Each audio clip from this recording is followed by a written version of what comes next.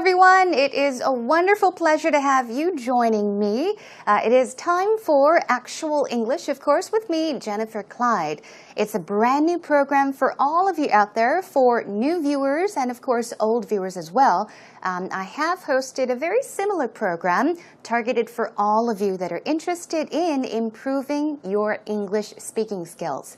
So I'm sure that many of you are actually viewing this program that have viewed the actual speaking program with me. But to all of our new viewers, welcome to the lessons. We've got many different topics, and I'll be joining you each day of the week. We're going to tie up very similar or related topics each and every week. So I hope you can have fun with me. The whole idea of, I guess, learning a foreign language, especially improving your speaking skills, it all has to do with having fun. So everyone, do not be pressured. Don't get stressed out because you don't remember things and you think English is difficult. Just relax, be at ease, and have fun with me. Okay, to tell you a bit about our program, as I did tell you, I'll be joining you every day of the week. Our program consists of two big segments. I'll be joining you with actual talk to begin with, and then we'll share actual story. Very similar to an interview that you can listen to and learn many wonderful expressions. Okay?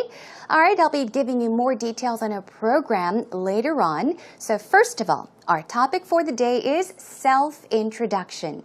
Now, when you meet somebody for the first time, it can be at a workplace. It can be at a party, for example, like a social gathering. So, we're going to start off by practicing or learning expressions that you can use to introduce yourself at a workplace, perhaps a new company or at a new job. So, are you ready? Let's get started. Let's begin with today's actual talk.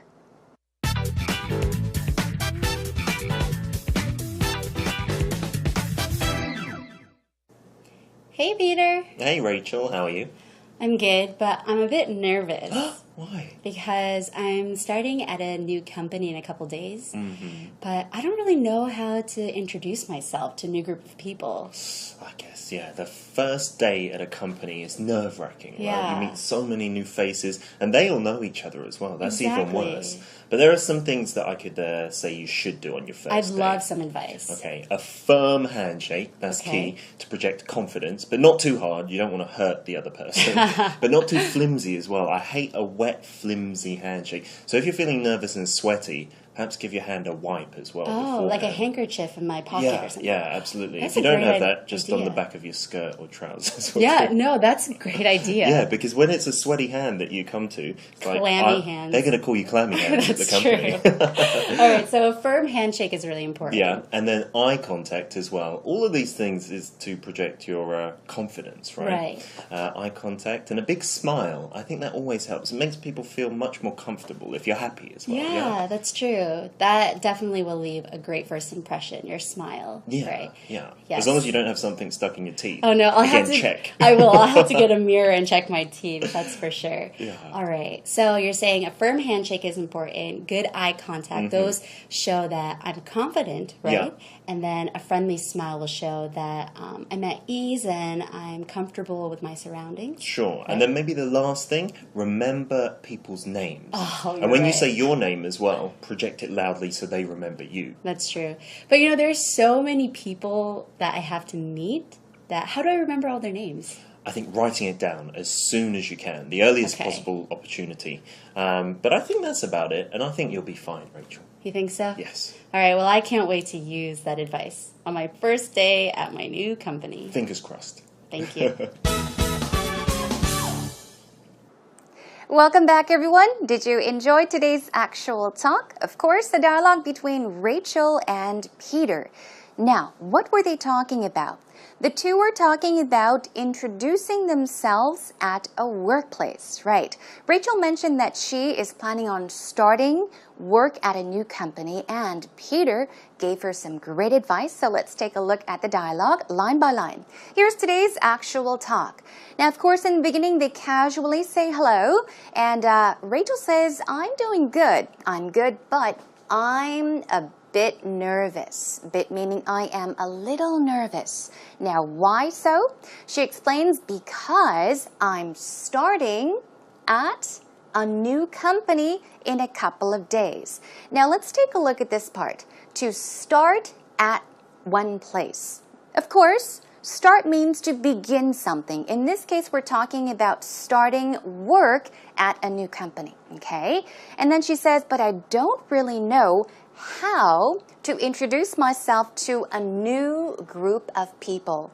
Meaning a new group of people that she does not know well. Okay, so new people that she'll be meeting at the new workplace. Moving on. Now, Peter says the first day at a company is nerve-wracking, right? And then he says you meet so many new faces. So first of all, he's talking about the first day at work. It could be nerve-wracking.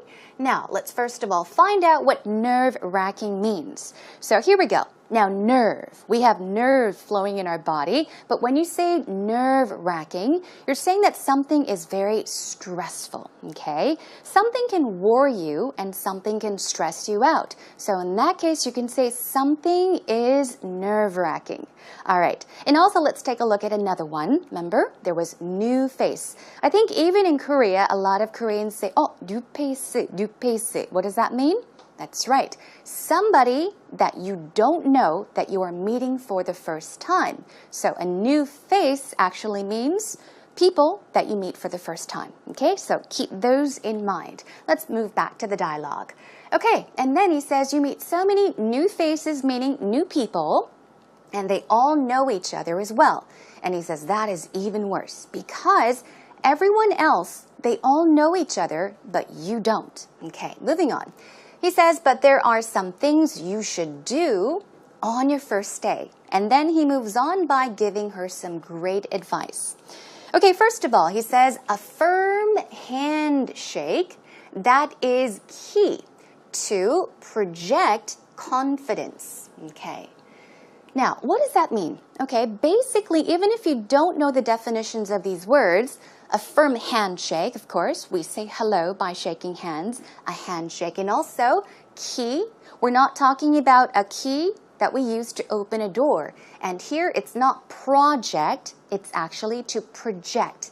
So let's take a look at what these words mean. First of all, a firm handshake, let's take a look.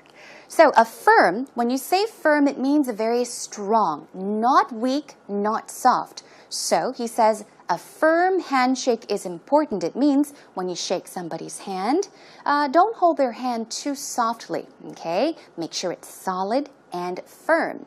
And another one we took a look at was key, okay? Something is key in this case means that something is important. It's crucial, okay? It is vital. So keep those definitions in mind. And there was one more, to project, okay? In this case, the stress goes in the second syllable. As you can see, it's not project. When it's a verb, it should be project. Project. One more time, project. So you should project confidence, meaning you should show confidence to others. Basically means to give or express a clear impression of what you are trying to say, perhaps your thoughts or even your feelings, okay? Okay, and then let's move on. Moving on, he says, but not too hard because he's talking about a very strong, a firm handshake. You don't want to hurt the other person. He's just joking. He says, but not too flimsy as well. Okay, now what is flimsy? Let's take a look. Okay, flimsy basically is an adjective, and as you see, the pronunciation is flimsy. Flimsy. It's not pronounced with an S sound, but it's closer to a Z sound. Flimsy. Flimsy, okay? Now, flimsy means the very opposite of firm, so it means very weak, okay? So basically, flimsy, once again, weak, without strength, often also used as unstable. So let's go back to the dialogue. All right, I hate a wet, flimsy handshake. A wet meaning very, very moist, flimsy handshake. So if you are feeling nervous and sweaty, perhaps give your hand a wipe as well. So basically, he is saying that when you shake somebody's hand, once again, don't shake their hand too softly, but give them a firm handshake. And now they're talking about a very wet, a very moist, a very sweaty handshake. Let's move on and see what else they say. Now, Rachel says, oh, so if you have if you have sweaty hands, maybe you need a handkerchief, right? Handkerchief, 손수건 in Korean. And then he jokes and says, if you don't have that, just go to the back of your skirt or trousers. Now here, the verb go. In this case, Peter is not saying actually go to one's skirt or trousers. He's saying, well, wipe your hands on your skirt or your trousers, okay? And then he says, because when it's a sweaty hand, Rachel says, clammy hands. Now, this is a very interesting word. Clammy, let's take a look. Clam itself in Korean is 조개, right? Now, if you see that something is clammy, it means that it is wet and moist. So here we go. Check out the definition of clammy. Okay, so clammy basically is an adjective. As we say, the stress goes on the first syllable, clammy. It's cold and damp, covered with moist, basically sweaty hands, okay? And then here's an example. If you say that somebody has clammy hands, you mean that person has wet and moist hands. Or, even better, we'll be taking a look at it, you can call somebody clammy hands, meaning that person has sweaty hands, or it is a person with sweaty hands. Let's move on. So he says, if you have clammy hands or wet hands, moist hands, they are going to call you clammy hands. I did explain to you, clammy hands means a person with very wet or sweaty hands. So she just makes sure. Rachel says, all right, so a firm handshake is really important. It's crucial, it's key. And Peter says, then eye contact is important as well. Moving on, a big smile is important, and he says, I think that always helps. It makes people feel much more comfortable, all right? And then moving on. Now, Rachel says that definitely will leave a great first impression.